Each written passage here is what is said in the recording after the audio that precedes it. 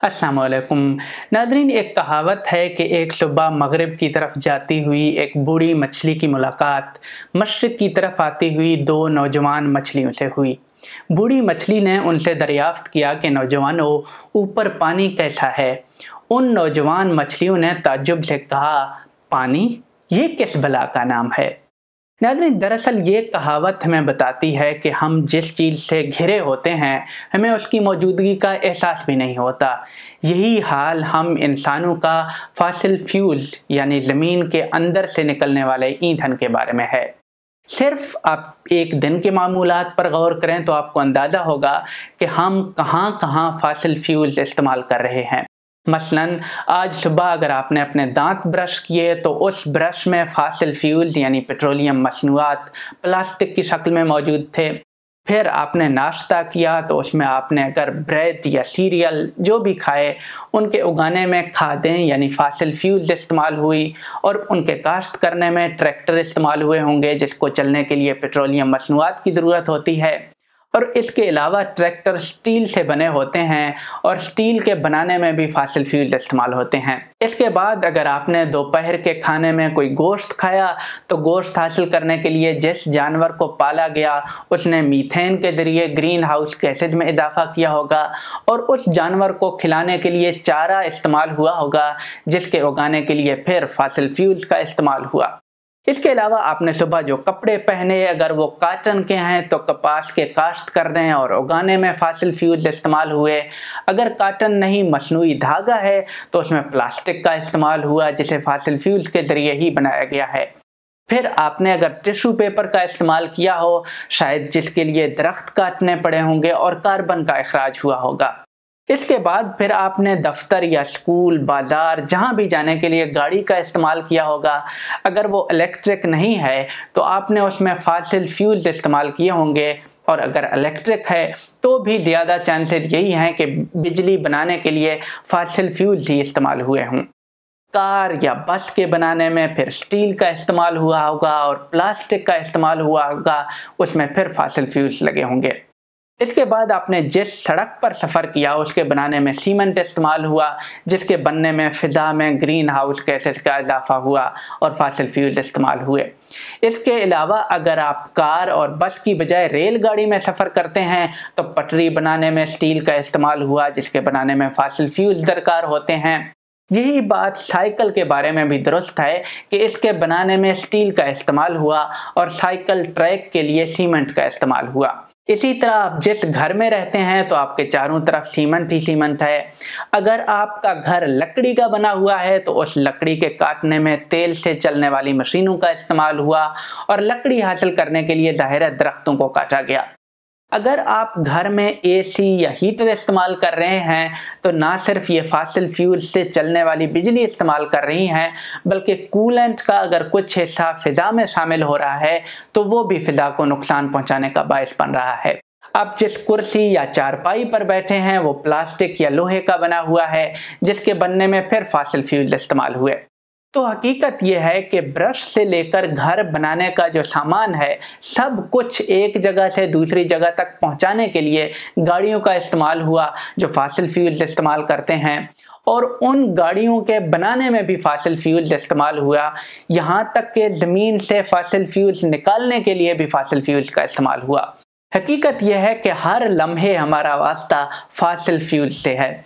इसकी एक वजह यह है कि फॉसिल फ्यूल्स बहुत सस्ते हैं। मिसाल के तौर पर ज़्यादातर मुल्कों में तेल की कीमतें सॉफ्ट ड्रिंक्स यानी पेप्सी या कोका कोला वगैरह से भी कम हैं।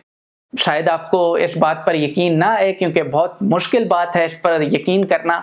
तो इसके लिए आप मुख्तलिफ मुल्कों में फ़ी बैरल तेल और उतने ही लीटर कोका कोला की कीमत देख लें, आपको अंदाज़ा होगा कि वाकई तेल की कीमतें कोका कोला से भी सस्ती हैं, कम हैं। अहम बात यह है कि इसके लिए हमें जल्दी करनी होगी क्योंकि फॉसिल फ्यूल्स का इस्तेमाल रोज़ बरोज़ बढ़ रहा है। अब बात सिर्फ चंद अमीर मुल्कों तक नहीं रही बल्कि हर जगह लोगों की मियार ज़िंदगी बेहतर हो रही है। लोग चाहते हैं कि उनके पास कार हों, रोड्स हों, अच्छी बिल्डिंग्स हों, घर में एसी हो, कंप्यूटर्स हों। ज़ाहिर है उनके इस्तेमाल में इजाफा हो रहा है और उन सब के लिए हमें फॉसिल फ्यूल्स चाहिए क्योंकि हमें बिजली की ज़रूरत पड़ती है। बाकी चीज़ें अगर एक तरफ रख भी दें ज़ाहिर है कि अब ये तो कोई तरीका नहीं होगा कि तरक्की याफ्ता मुल्कों से हम कहें कि चूँकि बाकियों ने माजी में तरक्की की और उन्होंने माहौल को तबाही के करीब पहुँचा दिया, इसलिए आप बराह करम गरीब लोग वैसे ही रहें जैसे आप पहले थे।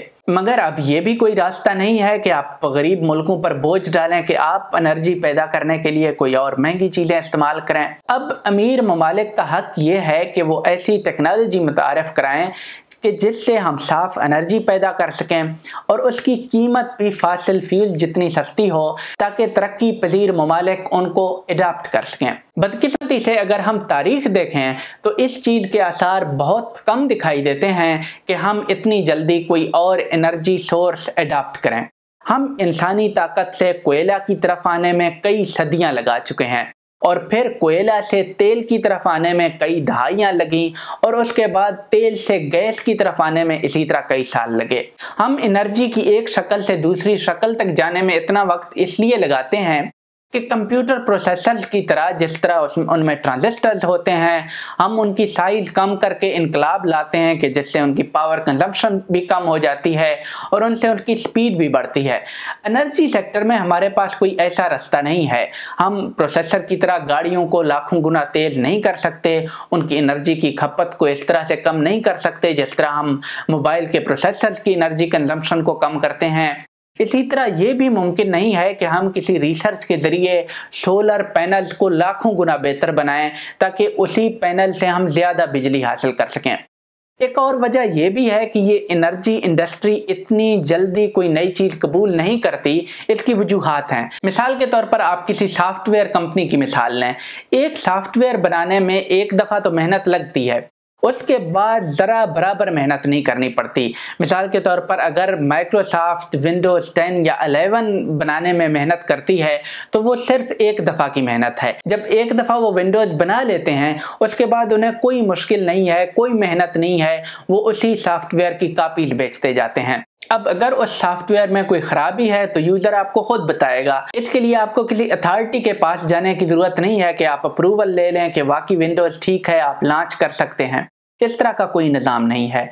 अब दूसरी तरफ जहाँ पे अप्रूवल चाहिए, आप दवाई की मिसाल ले लें तो किसी भी दवाई के बनाने में हमें कई साल लगते हैं।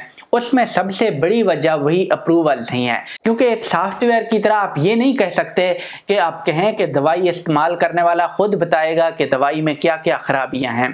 तो जब एक दफ़ा दवाई बन जाए फिर उस पर खर्चा ना होने के बराबर है।